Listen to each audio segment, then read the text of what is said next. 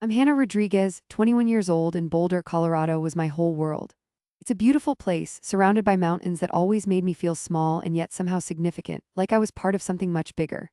I'd moved here for college, eager for a fresh start, for crisp air and even crisper ideas. My life was pretty simple back then, focused on my studies and my part-time job at a local coffee shop. I loved the routine, the friendly faces, and the quiet hum of a life I was building for myself. I was a person who believed in trust and honesty, and in the idea that if you put good out into the world, good would come back to you. I was a romantic, I guess, always looking for connection, for that special person to share the view from Flagstaff Mountain with. That person, I thought, was Sarah. I met her during my sophomore year in a philosophy class of all places. She had this bright, infectious laugh that could fill a room, and eyes that sparkled with a mischievous kind of intelligence. She was captivating, effortlessly cool, and completely different from anyone I'd ever dated. We bonded over late-night study sessions and early morning hikes. She was adventurous, always pushing me to try new things, to step outside my comfort zone. For a while, she was everything I thought I wanted. We fell into a comfortable rhythm, sharing secrets, dreams, and the mundane details of our everyday lives. I introduced her to my few close friends, and she quickly charmed them all. My parents, back in Denver, had even met her and thought she was delightful. I was head over heels, truly. I saw a future with her, a life full of laughter and shared adventures. I even started thinking about what it would be like to bring her back to my hometown, to introduce her to my childhood friends, to imagine a life where she was always by my side. I trusted her completely, implicitly. That was my biggest mistake. The first crack in my perfect world appeared in October, just as the leaves were turning golden and crimson. It started subtly, a feeling in my gut that something was off. Sarah was spending more and more time with her friend Alex. I knew Alex from a few parties, a laid-back guy with a sly smile. Sarah would always say they were just hanging out, studying, or working on some group project. I tried to push my worries aside. I was a trusting person after all, and I didn't want to be the jealous girlfriend. But the late nights turned into early mornings, and her explanations started sounding rehearsed. My intuition, a quiet voice I usually ignored, was screaming at me. One Tuesday night, she said she was staying at Alex's to finish a massive paper. I couldn't sleep. Something felt wrong, so I did something I never thought I would do. I drove to Alex's apartment. I saw her car parked outside and a light on in his window. I sat there for what felt like hours, a cold dread seeping into my bones. Then, through a gap in the blinds, I saw them. Sarah and Alex. It wasn't studying. It was far, far from it. My heart shattered into a million pieces right there in the parking lot. The air left my lungs, and I felt like I was drowning. I drove home, numb, the betrayal, a bitter taste in my mouth. But that wasn't even the whole truth. The next day after confronting her, the truth unraveled further, uglier than I could have imagined. Through tearful confessions and frantic denials, she admitted it. She and Alex had been sleeping together, not just that night, but occasionally for months. The real kicker, the part that made my stomach churn, was when she confessed to having a sugar daddy. An older man, a Mr. Henderson, who was sending her thousands of dollars in exchange for, well, for things I didn't want to imagine. And a significant portion of that money, she admitted, was going to Alex. It wasn't just an affair, it was a calculated scheme, and I was just a blind fool caught in the crossfire. I was devastated beyond words. My perfect world had crumbled. Yet somehow, in my confusion and pain, I tried to forgive her. Looking back, I know why. It wasn't because I truly believed she'd changed. It was out of fear. Fear of what people would say, of the whispers, of the judgment. Boulder is a small town, and the college community even smaller. I was terrified of being known as the girl who was cheated on, the one who was made a fool of.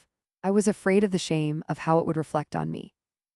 So I swallowed my pride, buried the pain, and convinced myself that we could move past this.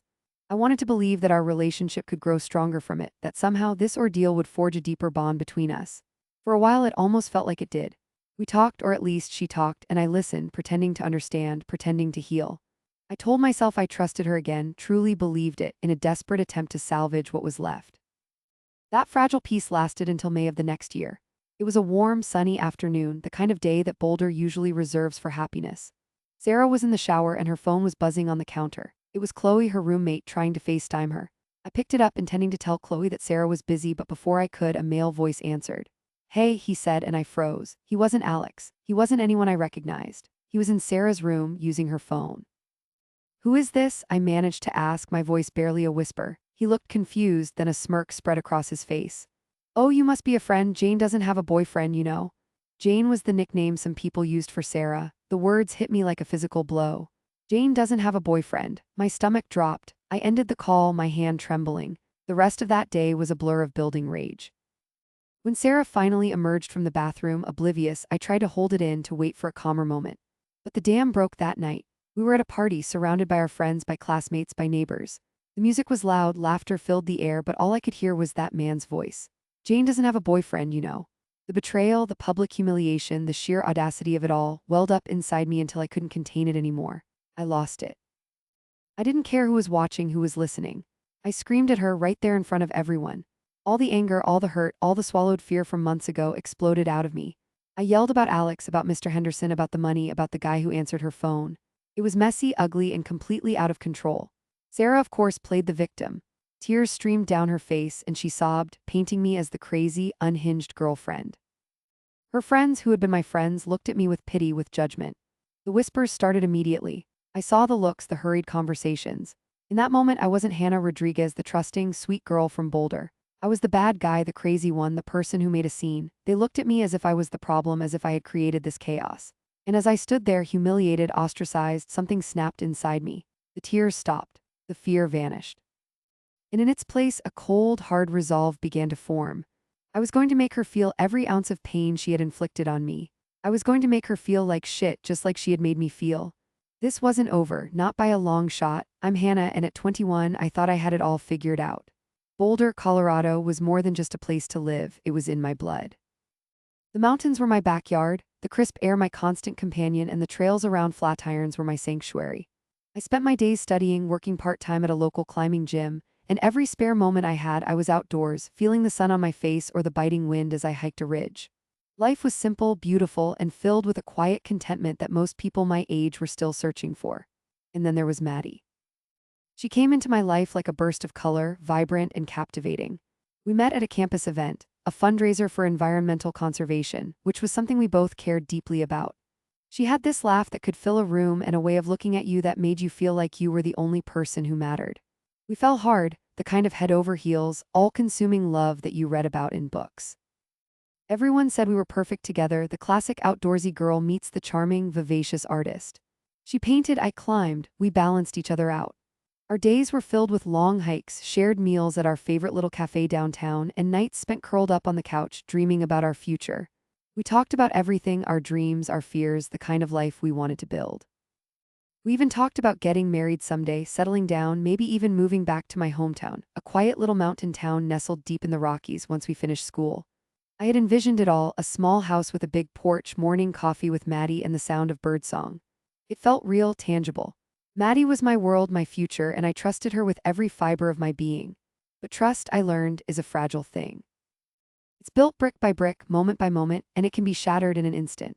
The first crack appeared subtly, almost imperceptibly. Little things. Maddie started being more secretive with her phone, always turning it away from me, her eyes darting whenever I walked into the room. She'd be out later than usual, always with a vague excuse about friends or art projects. I told myself it was just my imagination, that I was being paranoid, that I needed to trust her. After all, she was Maddie. My Maddie. Then came the texts. Not from her but from a mutual friend, concerned messages asking if everything was okay, hinting at things they'd seen, things they'd heard. It started with whispers about JT, a guy from our mutual friend group, someone I considered a casual acquaintance. He and Maddie had always seemed friendly, but nothing more. The idea of them being anything more than friends felt like a punch to the gut. I confronted her gently at first, wanting to believe her denials. She swore nothing was going on, that it was all just gossip, that people were jealous of our relationship. And I, desperate to believe her, wanted to. But the seeds of doubt had been planted, and once they take root, they're hard to remove. I started noticing more. The way Maddie would subtly avoid eye contact when JT was mentioned, the forced casualness in her voice. Then one late October evening, it all exploded. I was at her place waiting for her to come back from what she said was a study group. Her roommate, who was out, had left her laptop open on the kitchen table, and that's when I saw it. A message notification popped up on the screen, something from JT. Curiosity, or maybe a growing dread, got the better of me. I clicked on it. The messages were undeniable, pages and pages of them. Not just flirtatious banter, but explicit conversations, details that left no room for interpretation. They had been sleeping together, occasionally behind my back. My breath caught in my throat, it felt like the air had been sucked out of the room. My world, which had been so perfectly balanced just moments before, began to tilt violently. I scrolled further, my fingers trembling, hoping against hope that there was a misunderstanding, a mistake. But there wasn't, and then I saw something else, something even more shocking. References to money, to gifts, to a sugar daddy. My mind reeled. Maddie. A sugar daddy? The girl who talked about saving the planet and living simply? It didn't make sense. But the evidence was staring me in the face. Screenshots of bank transfers, conversations about specific amounts, clear instructions about nudes being sent. And the worst part, half of that money, thousands of dollars, was being sent to JT.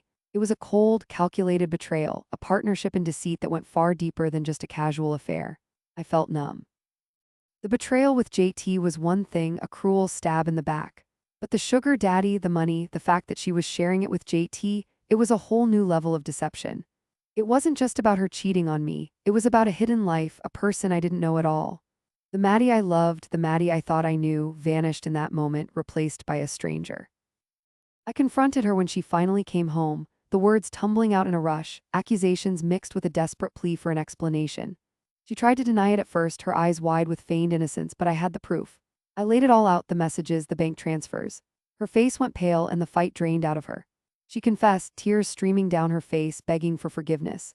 The next few weeks were a blur of pain, confusion, and agonizing introspection. Part of me, the part that still loved the ghost of the Maddie I thought I knew, wanted to walk away, to disappear into the mountains and never look back. But another part, a fearful part, held me back. I was terrified of what everyone would think. Not just of Maddie, but of me. The girl who was cheated on, the girl who was so easily fooled. The embarrassment, the pity, I couldn't bear it. So against all my instincts, against every logical thought in my head, I decided to try and forgive her. We talked for hours, for days, for weeks. She promised to change, to be completely transparent, to earn back my trust. And slowly, painfully, I started to believe her. We went at counseling, we spent more time together trying to rebuild what had been shattered. For a while it seemed to work. We actually grew stronger, or so I thought. We communicated better, we were more open, and for the first time since everything came out, I truly believed I could trust her again. We were moving past it, healing, building something new and supposedly something unbreakable. The relief was immense, a quiet exhale after holding my breath for months.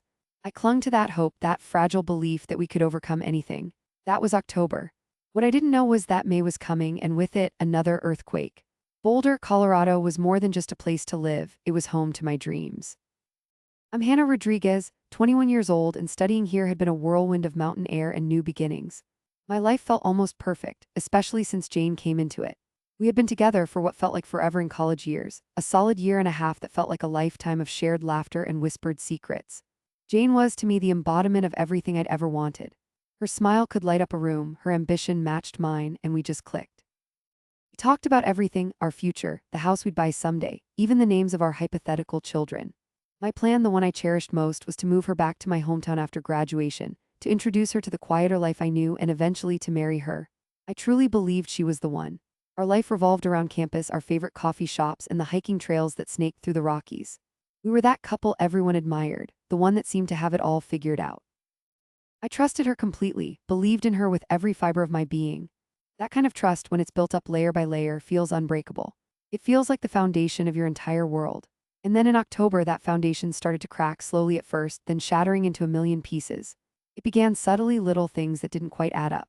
A late text, a vague excuse, a hushed phone call. My gut, a loyal friend I usually ignored, started whispering warnings. It was the kind of feeling that settles in your stomach like a cold, hard knot. I tried to push it away, to rationalize, to tell myself I was being paranoid.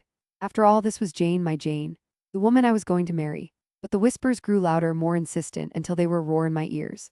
The full truth came out like a tidal wave, drowning me in a sea of betrayal. It wasn't just one thing, but a whole string of them, each more painful than the last. I found out about TJ first. TJ, who I knew as Jane's friend, someone who hung around our group, always quiet, always seemingly harmless. To discover that he and Jane had been sleeping together not once but occasionally behind my back was a punch to the gut. It was a violation of the trust I had placed in her, a complete disregard for our relationship. The casualness of it, the occasionally, made it even worse. It wasn't a mistake, it was a pattern. But that was only the beginning. The deeper I dug, the more dirt I uncovered. The revelations kept coming, each one twisting the knife deeper. I learned about the sugar daddy. Thousands of dollars sent to Jane in exchange for nudes. My blood ran cold. The girl I thought I knew, the one I planned a future with, was doing this. The image of her, pure and honest, crumbled before my eyes. And then, the final, most baffling piece of the puzzle, she was sending half of that money to TJ. It was a complete web of deceit, a carefully constructed lie that I had been living in unknowingly for months. My first instinct was to run, to scream, to dismantle every single piece of our shared life. But fear, a powerful and insidious emotion, held me back. I was terrified of what everyone would think. Not just of Jane, but of me. How would I explain this? How would I face our friends, our classmates, our families, knowing I had been so utterly blind, so completely played? The thought of the judgment, the pity, the whispers was almost as suffocating as the betrayal itself. So, against my better judgment, against every fiber of my being that screamed for vengeance, I tried to forgive her. I truly did. I told myself that we could move past this, that our love was strong enough to overcome even this monumental breach of trust. For a while, it even seemed like it was working. We talked for hours. She cried, I cried, and we pieced things back together, or so I thought. We actually grew stronger from moving past all this, she said, and for the first time since that horrible October, I actually believed her. I trusted her again, a fragile, rebuilt trust, but trust nonetheless. I wanted to believe in the fairy tale and the idea that love conquers all, even lies. Then came May of 2025. It was a typical evening, or so it seemed. I was in our shared apartment studying when Jane's roommate tried FaceTiming her. The phone was on the table, Jane was in the shower, and instinctively I picked it up, thinking I'd tell her to call back later. But it wasn't her roommate's face that appeared on the screen. It was a guy, a stranger. My heart immediately dropped into my stomach. He looked confused, then he saw me and a smirk spread across his face. "Oh," he said, and my blood ran cold. I didn't know Jane had a boyfriend. My mind raced, trying to make sense of his words, of the easy familiarity in his voice. He continued, oblivious to the storm brewing inside me. "She told me she didn't have one." That was it. The breaking point. The fragile trust I had painstakingly rebuilt shattered into a million pieces, this time beyond repair. All the pain, all the fear, all the humiliation from October came rushing back, amplified by this new, public betrayal. I didn't think, I just reacted. I blew up. In front of all her friends who had gathered for some casual get-together, in front of our neighbors who could hear every word echoing through the thin apartment walls, I unleashed years of pent-up hurt and anger. It was ugly. I knew it was a bad look. I screamed, I cried, I accused. Their faces, a mix of shock and discomfort, swam before my eyes. And just like that, I was framed as the bad guy. The crazy one. The unhinged ex-girlfriend in front of all of our friends and college classmates. Jane, with her innocent eyes and carefully constructed tears, played the victim perfectly. The truth didn't matter. What mattered was the spectacle, and I, in my raw, unfiltered pain, had become the villain of our story. My desire for revenge, for her to feel just a fraction of the pain she had inflicted on me, solidified in that moment. It wasn't just about healing anymore. It was about making her feel like absolute shit. I'm Hannah Rodriguez, and for 21 years, Boulder, Colorado had been my entire world. It was a kaleidoscope of sun-drenched trails, the scent of pine needles after a rain, and the constant hum of college life. My days were a mix of textbooks and mountain air, studying marketing at the local university, and occasionally hiking the Flatirons when the stress got too much. I had a good group of friends, a comfortable apartment just off campus, and a life that felt for the most part exactly how it should be. Then there was Mark. Mark was everything I thought I wanted. He was charming, with a quick smile and eyes that seemed to hold a mischievous spark. We met at a campus charity event, and he swept me off my feet with his easygoing humor and genuine interest in my passions. He loved the outdoors as much as I did, and our first few dates were long hikes, talking for hours until the sun dipped below the peaks. He was a year older, already talking about his plans for after graduation, and I saw a future with him, clear as the mountain air after a storm. We'd been together for over a year, and our relationship had settled into a comfortable rhythm of late-night study sessions, shared meals at our favorite Thai place, and lazy weekends exploring antique shops downtown. He became my constant, my confidant, the person I instinctively reached for. Then, at the end of October, it all unraveled. It started subtly, a gut feeling I couldn't shake. Little things like Mark being evasive about where he was, or his phone being constantly on silent, face down on the table.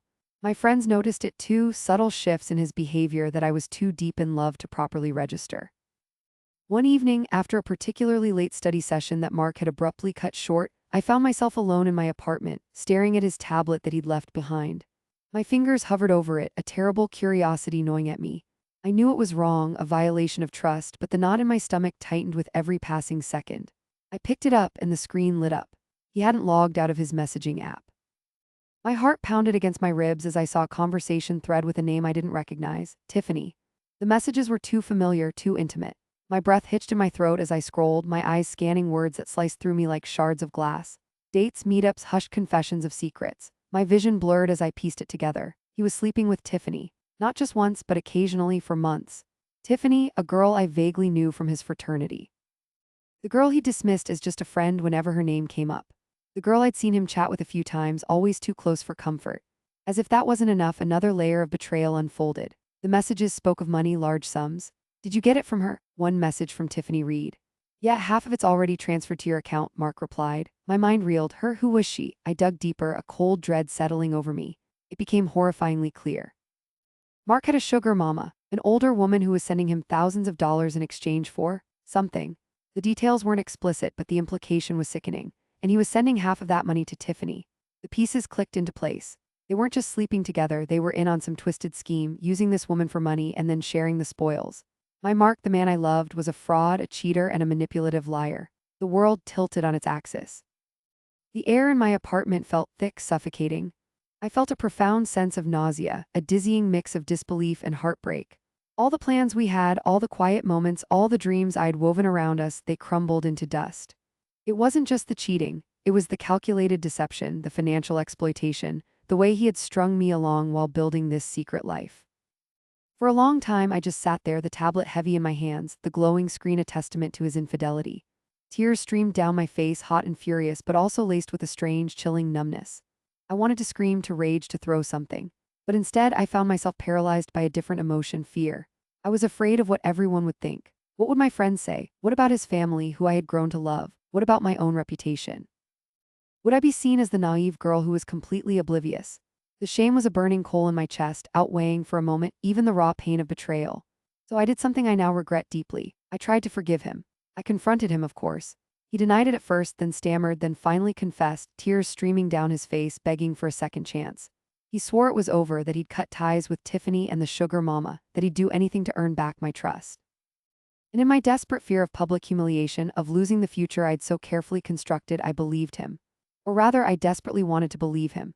We spent months trying to mend things. It was hard, agonizing work. There were endless conversations, late nights filled with tentative confessions and fragile promises. He was extra attentive, overly sweet, constantly trying to reassure me. And slowly, painstakingly, I started to believe him. I started to let my guard down. For the first time since that terrible October night, I actually felt like I trusted him again. It was a fragile trust built on shaky foundations, but it was there. I convinced myself that we had grown stronger, that we had faced adversity and come out on the other side united. I told myself that this was true love, the kind that survives anything. I even started to let myself dream of our future again, the move to my hometown after graduation, the wedding we'd always joked about. Then came May of 2025. It was a Tuesday evening, I remember clearly, because I was on the phone with my roommate Sarah, who was back home for the summer. She was trying to FaceTime Mark about a shared class project, and suddenly her face on my screen contorted in confusion. "Wait, who's that?" she asked, her voice tinged with surprise. Another guy had answered Mark's FaceTime. Not Mark, a stranger. My stomach dropped. "What do you mean?" I asked, my voice barely a whisper. Sarah put the phone on speaker and I heard a casual male voice say, "Oh hey Sarah, Mark's just in the shower, who is this?" He sounded friendly, familiar, like he lived there. "This is Hannah, Mark's girlfriend," Sarah said, a hint of steel in her voice. There was a beat of silence, then a low chuckle. "Mark has a girlfriend? Wow, that's news to me. He definitely didn't mention that to me or anyone else here." The world crashed down around me for the second time. My head spun. Not again. Not him. The betrayal was a punch to the gut, swift and brutal.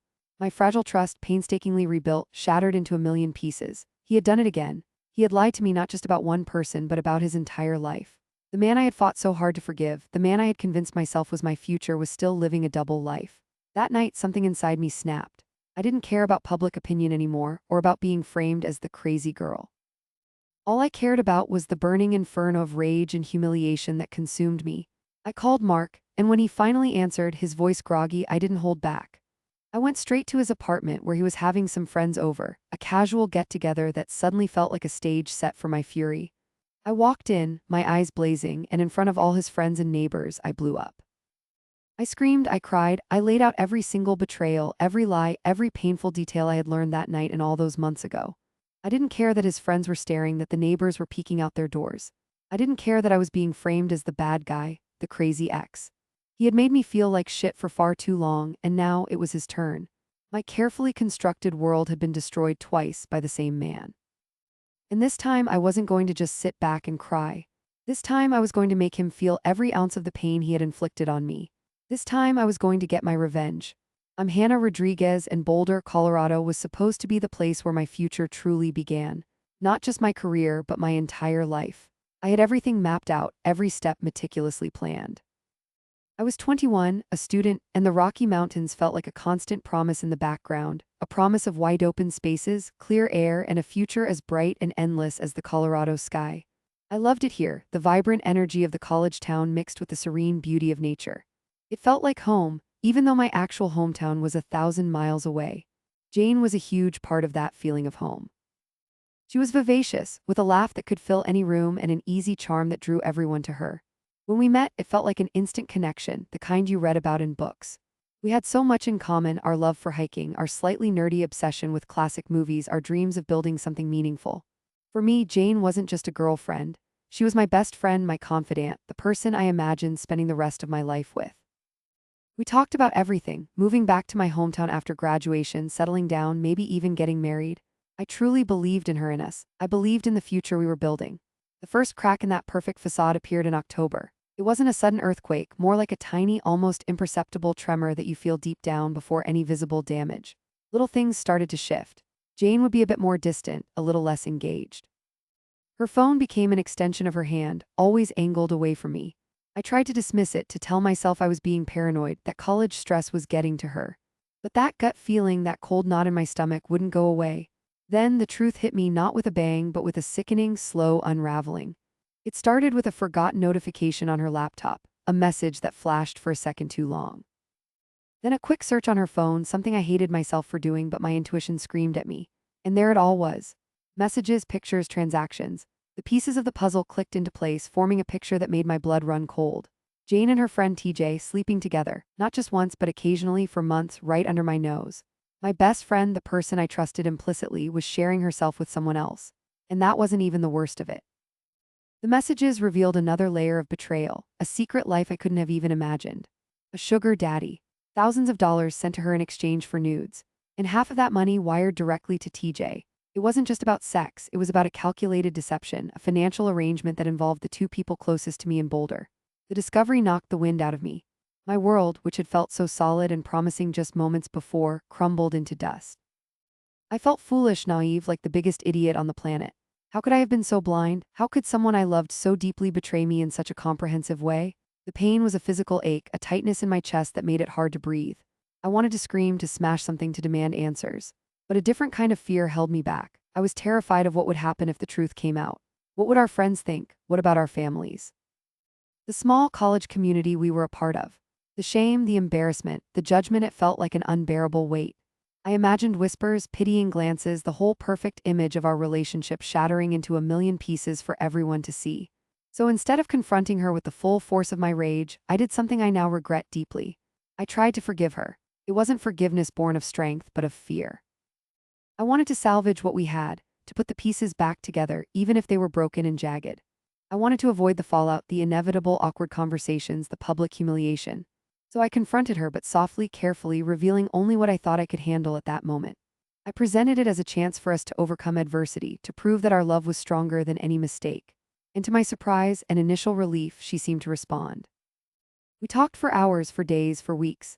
She cried, she apologized, she promised it would never happen again. She swore she was done with TJ, done with the sugar daddy, done with all of it. And slowly, painstakingly, we started to rebuild. Or so I thought. We went at couples counseling, we spent more time together, we even had some really honest, raw conversations. For the first time, after all the initial shock and the difficult conversations, I actually started to trust her again. It felt like we had faced a storm and emerged stronger, closer. It felt like a miracle, a second chance. I truly believed that we had moved past it, that this was a new chapter built on honesty and a deeper understanding of each other. That trust, that fragile hope, lasted until May of 2025. 7 months. 7 months of believing, of investing, of trying to heal. And then one ordinary evening, Jane's roommate tried to FaceTime her. I was sitting next to Jane, scrolling on my phone when her roommate's call came in. Jane usually ignored calls if she was with me, but for some reason this time she answered. Only it wasn't Jane who answered. A guy's face appeared on the screen, a total stranger, grinning.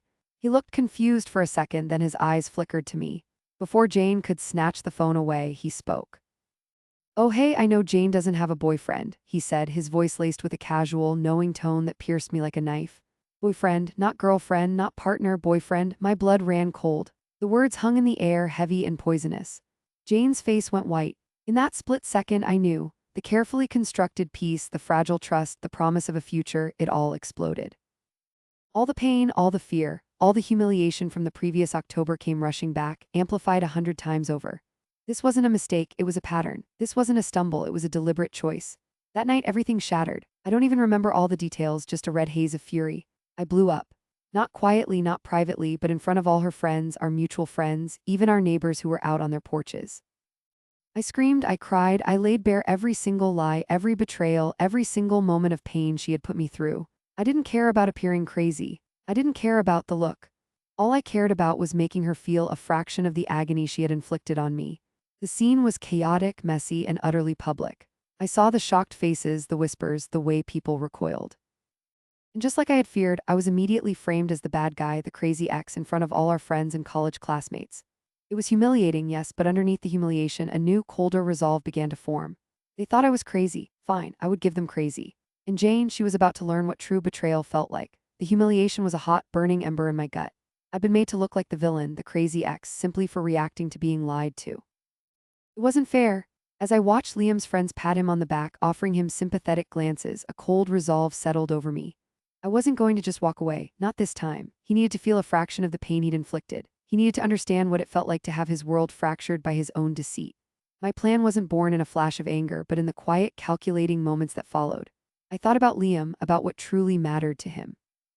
He was obsessed with appearances, with his family's approval, and ironically, he had a real soft spot for his sugar mama, a wealthy older woman who I later found out was a successful businesswoman from Denver, not just a casual fling. He'd always bragged about how she admired his ambition, his charm. He even hinted at how she was helping him with business ventures, which mostly involved him sending half her money to TJ. First, I subtly started planting seeds of doubt in his mind about the sugar mama. I knew she was a married woman, though Liam always dismissed it as an open marriage. I casually mentioned how fragile marriages could be, how easily trust could be broken, especially when a third party was involved. I knew Liam's own parents had gone through a messy divorce when he was younger, triggered by his father's infidelity, and he carried a lot of shame about it. It was a raw nerve for him. I started leaving anonymous tips on social media pages for wealthy Denver couples, hinting at a young man preying on older married women. I made sure the descriptions were vague enough to be deniable, but specific enough to raise eyebrows. I didn't explicitly say Liam's name, but the hints were there. I knew the sugar mama was a public figure in her community, and scandal would hit her hard. I wanted him to connect the dots, to feel that creeping dread that his actions had real-world consequences beyond just hurting me. I wanted him to believe that his involvement was causing a rift in her marriage, that he was playing a part in breaking up a family, much like his own had been broken. Then there was his family. Liam presented himself as the golden boy, charming and responsible. I found subtle ways to let little truths slip. A casual conversation with his cousin at a mutual friend's party, a whispered comment to his aunt about how Liam had been under a lot of stress lately with all his extracurricular activities. I didn't spell it out, but I implied a pattern of irresponsible behavior, enough for them to start questioning his perfect facade. I made sure to mention the money vaguely, as something that was coming in from unexpected places, and not always used wisely. It was enough for them to start talking, to start seeing cracks in the image he so carefully constructed. The gossip would do the rest. They didn't need to know every sordid detail, just enough to suspect their golden boy wasn't so pure. And finally, to truly seal the deal, I decided to give him a taste of his own medicine. Liam was always possessive, prone to jealousy. I remembered Alex, an ex-boyfriend from high school, who still occasionally texted me. He was a good guy, but definitely the crazy type in Liam's eyes, the kind who wouldn't hesitate to stir the pot. I started casually calling Alex, FaceTiming him, sending flirtatious texts.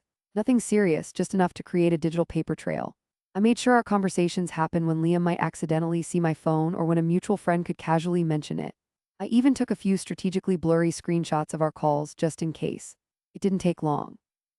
A few days later, Alex, bless his chaotic heart, sent Liam a screenshot of one of our late-night FaceTimes, complete with a cheesy, "Thinking of you, babe," text from me. I played dumb when Liam confronted me, feigning surprise and hurt. But when he pushed, when he accused me of being a hypocrite, I dropped the act. "You want to know the truth, Liam?" I said, my voice dangerously calm. "Fine. Yes, I was talking to Alex. Yes, I was flirting. Because I was trying to feel something other than the absolute garbage you made me feel. I was trying to get a reaction out of you because you seemed so comfortable with what you were doing to me. But you know what? It didn't work. It just made me realize how utterly pathetic this whole situation is." The argument escalated, of course. He raged, he pleaded, he tried to turn it back on me, but I didn't back down. I laid out everything I knew, every lie, every betrayal. I watched his face fall, the color draining from it as he realized I knew about TJ, about the sugar mama, about everything. The silence that followed was deafening. It was over. We both knew it. At the beginning of May, we officially broke up. There were no tears from me, no pleas to reconsider, just a quiet, resolute finality. Looking back 2 months out from that final conversation, I'm still processing it all. Do I regret trying to make him hurt? A part of me does. It felt ugly. It felt like I was stooping to his level, and that's not who I want to be. Maybe it even made the breakup easier for him, like the original post suggested. Maybe it gave him an excuse to be angry, to feel justified in some twisted way. But another part of me, the part that was so deeply wounded and humiliated, felt a perverse sense of satisfaction. Not in his pain, but in the knowledge that he finally understood the consequences of his actions. He finally saw that his lies had a ripple effect, that they touched more than just me. I'm thankful for the lessons I learned about trust, about forgiveness, and about self-worth. I dodged a bullet, a massive, life-altering bullet. I had actually considered moving back to my hometown with him, marrying him, building a life. The thought makes me shudder now. I found all of this out before I committed to a future that would have been built on quicksand. There's no contact with Liam now. No plans, no wishes to see him again. The bitterness is fading, replaced by a quiet sense of peace. Boulder feels like home again, a place for new beginnings. My focus is on my studies, on my friendships, on building a life that is honest and true. I'm Hannah, and I'm 21, and I'm finally free.